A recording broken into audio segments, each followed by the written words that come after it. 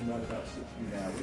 And it was the first week in 1990, so we just had the 100-year anniversary of that crossing. Two eagle engines, which you see in the picture here, and this is actually one of them. 100 years is priceless. It's worth millions. This is one of the engines that brought Orcroft and Brown across the Atlantic. The other one is at the Science Museum in London. So a lot of people are drawn to the big engines over there when they come on tours. There's many priceless exhibits here, but this is one of them. So if we move on to the Second World War, you've probably heard of the Spitfire, the Hurricane, the Lancaster bomber, powered by the Merlin engine. So behind you here, we have the one with the big props on at the front is called a Griffin, and this one here is called a Merlin. For the war effort and afterwards, we produced over 168,000 Merlin engines to power various aircraft. So if we move just forward up here a little bit,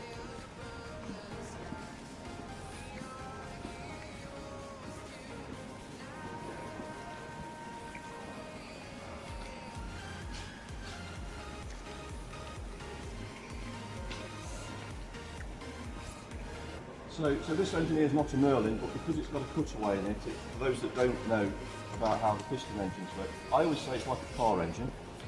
So we've got a number of cylinders on here with the pistons going up and down in here. Works very, very similar to the big fan engines that we have there. So the big fan engines operate by suck, squeeze, fan, blow. Sucks air in, it squeezes that air down and heats it up. A bit like on the bicycle pump, your bicycle, you put the finger over the end of it, it gets very hot. We then add fuel and ignite the fuel air mixture and it's blown out the back. With this one here, effectively the 4 strokes, the first thing that it does, it draws fuel and air in at the same time. It then compresses it, so it heats it up and ignites it, and then the piston goes back again for it to go out. In a car engine, that's driving the crankshaft, it's driving the wheels. In one of these engines, it's driving an output shaft, it's driving the propeller on the front. So it's very, very similar. The only difference between the piston engines and the big fan engines over there, we're just taking air in over there to start. Here they're taking fuel and air in. We're then compressing it all, we're then igniting it and blowing it out the back. That is producing thrust by Newton's law, so every action is an equal opposite reaction. So the action of the air going out the back of the engine rearwards moves the aircraft forward. In this one here, it's just driving an output shaft. Okay, we'll just come through the middle here.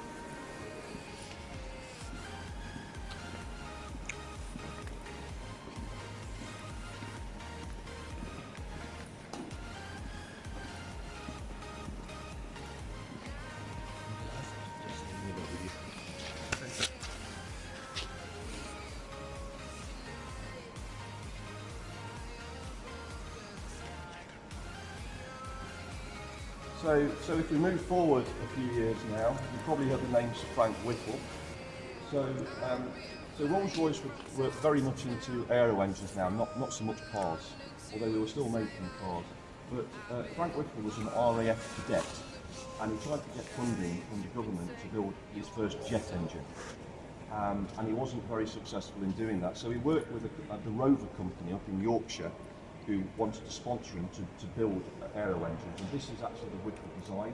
It's called a W2700. So this is the first jet engine, and this is actually a Whittle engine, another priceless exhibit. What's the difference between this and the piston engines I've just shown you? Well, because this is a jet engine, this sort of mesh here allows the air to go into what's called a centrifugal compressor, which I can show you one up there. That compresses the air. These are the combustion chambers. I often refer to them as Coca-Cola cans, another one of them round. That mixes the fuel and air and ignites it, and then there's a turbine at the back. And we sponsored Whittle to design this engine, and because it was with the Rover company in Yorkshire, we did an agreement where we were looking at the Merlin engine, this Merlin engine here for the Spitfire and the Hurricane. We were developing that into an engine called a Meteor, which was for tanks. Because tanks need to be very reliable, the Merlin engine was so reliable in aerospace we could beef it up for land operation in tanks. So we gave the Meteor production to the Rover company in Yorkshire, and we took the Whittle engine and designed and further designed the aerospace engine in Derby. From that, we developed a number of engines. So this one here called the Welland, which was for the Gloucester Meteor. And then if you just have a walk up here, very similar to the Whittle design, there's a Derwent engine, so it's the first time we're starting to use the name of rivers for engines. And just up here we have the Derwent engine, it's called the Derwent 5. So this one here, If you come around this side, you can see what it looks like inside. So, in any jet engine, you have an intake, you have a compressor, you have a combustor, and you have a turbine. So the air's coming in here, and then here we have the compressor. This is called a centrifugal compressor, or impeller.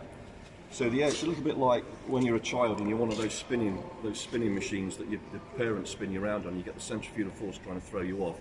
That's what it's doing as the air goes in. It's spinning it off. It comes round here, and then into the second stage compressor here. And you can come round and have a look. It then goes into the combustion chambers, and these are the combustion chambers here. Of all that air that's going into the combustion chamber here, only about 20% of it's actually used for the combustion process. So here we're actually adding fuel in. 20% of the air is mixed, and we ignite that mixture. 80% of it goes around the outside. Because it's very hot in here, you can see all the holes in here. That comes in to cool the combustion chamber can, because the materials that's available won't withstand those temperatures. When I talk about the big fan engines over there, the temperature inside the core engine is about half as hot as the surface of the sun. It's about 2,000 degrees inside. The surface of the sun is about 4,000 degrees. So there's no metals known on this planet or elsewhere that can withstand those temperatures, so we need to cool it somehow. And we did that very early on in the very early jet engines as well. And then back here you've got the turbine. And then the turbine will be on a shaft going through the centre of the engine that's driving the propeller on the front. I say propeller, some jet engines just use suck, squeeze, bang, blow, and then the thrust goes out the back. Some of them are connected to a propeller on the front, like an engine called the Dart engine, which we have over here, and we can walk to that one now. Okay.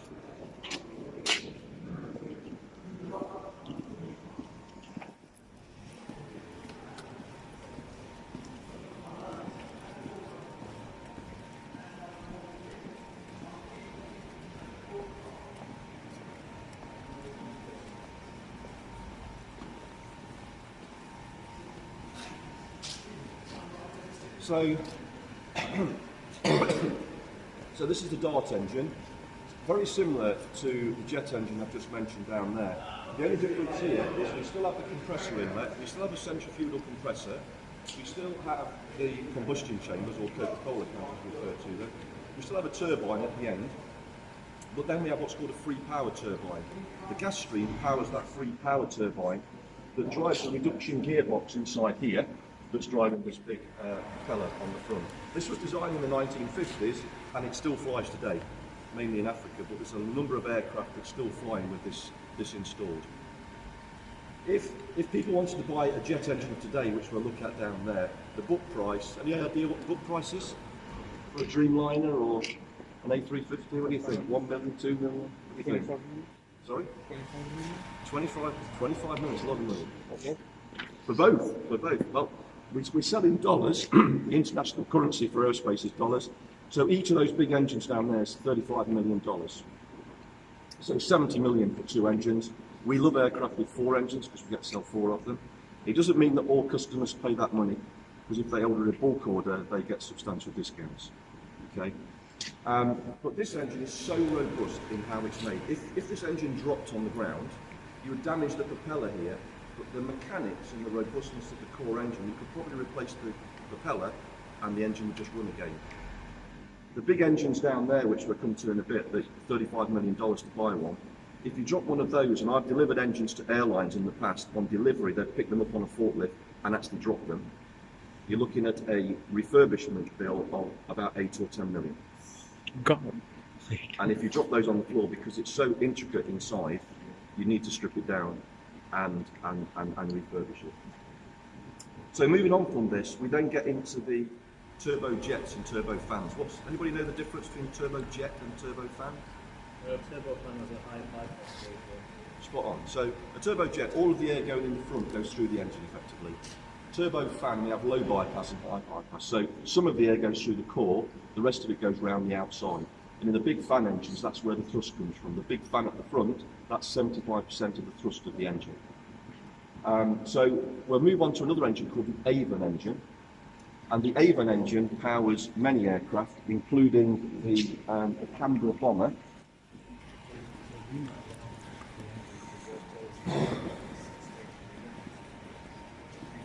this here is the Avon engine.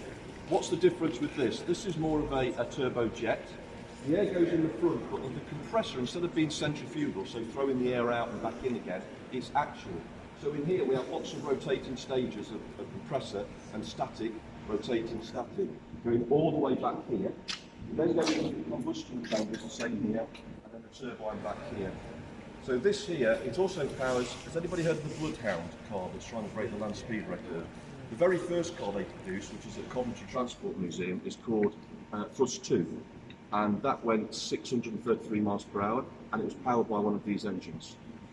After that, there was the Thrust Supersonic car that holds the current land speed record, and that's 763 miles per hour, so it broke the sound barrier. That was powered by 2 Rolls-Royce Spey engines that I can show you when we go down there. And the Bloodhound is powered by the EJ200, which is the engine for the Eurofighter Typhoon. And they're aiming to go over 1,000 miles an hour. But there's no jet engine available that will get to 1,000 miles an hour. The Eurofighter Typhoon engine will take it to about 800, and then there's a rocket engine to get it over 1,000 miles an hour. But this also powers one of the bombers, like this one here, the Canberra. And I'll just tell you a little bit about it, and then if you want to climb inside and have your photograph taken inside, you're quite welcome to. Why is this significant? It's a long range bomber. Concorde, most flights you go on holiday, you fly about 37,000 feet. Concorde flew about 60,000 feet. And we've got some Concorde engines here, which I'll show you later. This was significant because this flew as a bomber in the 1950s, 60s at 70,000 feet. And you were cooped up in there for about 14 hours. And it was powered by the Avon engine here. When you go inside, there's the pilot seat that you can sit in, and at the back there's 2 other seats. One is the flight engineer, and the other one is the bomber. Because at the front here, and again you can do that, there's like a mat you can crawl on, and his face will be right at the front perspex bits that you can see there, and he's the bomb aimer when they were dropping the bombs. So just be careful of your head when you climb in, and when you come out, please come down backwards, because we have had people sometimes falling down the stairs on the way out. So please be careful. So I'll just give you five minutes or so for everybody to have a look in there.